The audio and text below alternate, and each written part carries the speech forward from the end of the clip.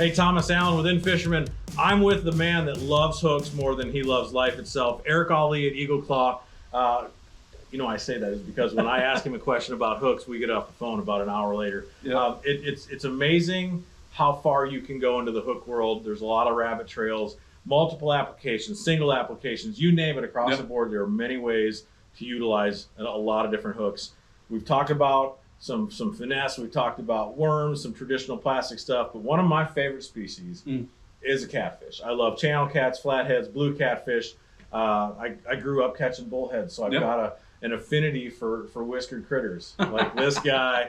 But there are some important things to consider when selecting the right hook for catfish. Now, of course, which species of catfish you're chasing, what kind of water they're swimming in, how you're getting bait to them. If you're suspending bait, you know, on a low southern United States reservoir where those fish are suspended in 100 feet of water, that's different than dragging a bait across the rocks below the dam here. So you got to make the right choice. And one of the things that I've been taught over the years is that a circle hook is your best bet for a lot of reasons in most situations, not all of them. This is, as you would call it, a kale hook, right? And this is kind of your traditional big meat clevis, right? It's gonna work for a lot of different scenarios. Still valuable today. But let's talk about the circle hook.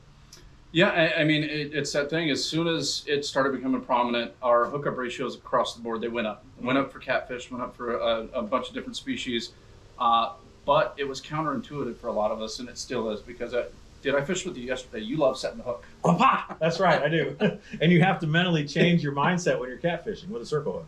Well, yeah, and the thing is steady pressure is going to win the day. Steady pressure is going to win the day, and I know that that's counterintuitive for a lot of folks, but I'm going to add another element to that. Steady pressure with a super sharp hook is going to win the day. Yes. Right? A couple different options, and we'll show you something with the circle hook right here that hopefully will hammer home how to get the hook in the corner of the fish's mouth. Well, before you go too deep, I think one of the most important facets to a circle hook is conservation.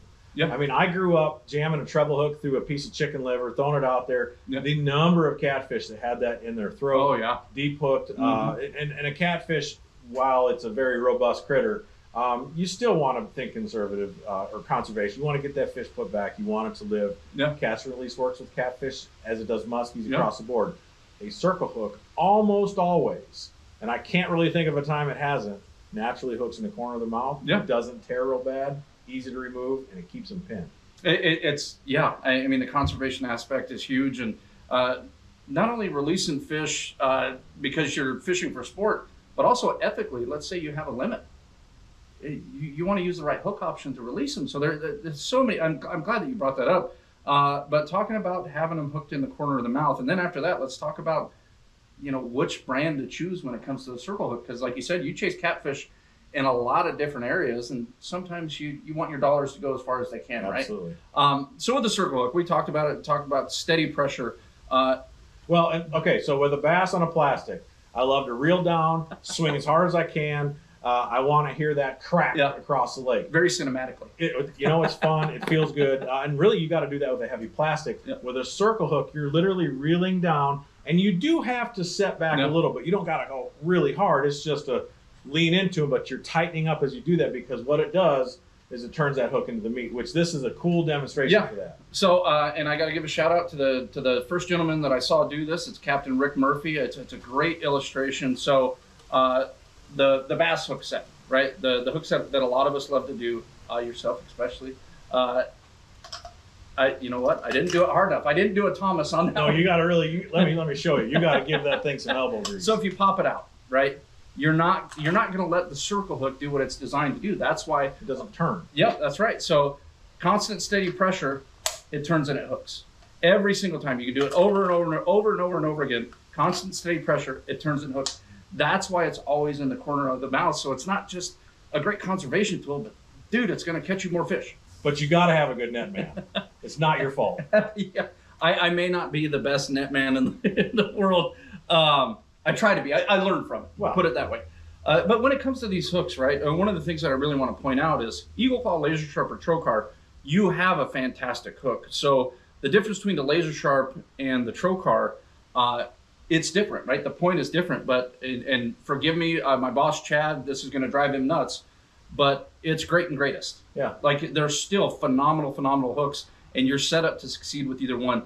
But if you want the absolute best, you want the sharpest point possible, go with the Trocar. Yeah, well, and like you say, you want it to be reliable to a point where once it's tied on, we're not thinking about the hook. Yeah. That's really important. So you have a plethora of hooks to go through for multiple scenarios. The catfish selection or the big predator selection might be a little bit, there's not as many to go through, but you definitely want to match the hook with the bait, with the fish, and the scenario you're fishing in. So if people want to look up catfish hook opportunities, circle hook opportunities, where do they need to start? So go to eagleclaw.com. We have a lot of information there. One of the things I always recommend for folks is email us, call us, reach out on social. We'll send you a catalog. It's paper. Somebody like me, it's a big deal. It's a big difference. And the hooks are real to size. So you can look at the pages and you can go, okay, that's exactly how big that hook is. It's a tangible thing you put in your hands. It's easier for a lot of folks. And a guy my age, our age, I get tired of web pages loading sometimes. And when you're shopping for a hook, and let's say there's 27,000 returns, it's easier to sometimes dig into a catalog and just hold the hook up to the paper and match what you need. But really, a great list of options for the catfish hunter out there. I love catfish, one of my favorite fish, and I have not broken. I can tell you this, with the many catfish I've caught, I've not broken an eagle claw hook on a catfish. And they get angry, so it can happen. Yeah, and I'm going to give another nod to the folks back in Denver that make these hooks. Been made there since 1925. One of the reasons why you haven't broken a hook is because you're fishing an American-made hook when you fish our brands. Well, I like that part. Hey, there is a lot of stuff you can look at. Eagleclaw.com. Look for the hook. Look for the hook that you're gonna tie on to catch your next trophy. Big thanks to Eric. If you want to learn more about Eagle Claw, eagleclaw.com. If you liked what you saw today, please hit the thumbs up button, hit the subscribe button, and we'll see you right here on the next video.